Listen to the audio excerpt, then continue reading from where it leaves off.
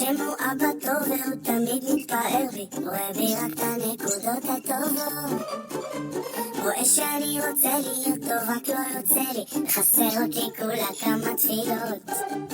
והשם הוא גם ראה את הרצון שהיה לי, כשניסיתי לא אמרתי נואש, רואה בביזיון שלי במה שהרגשתי, איך התחלתי כל פעם שוב מחדש.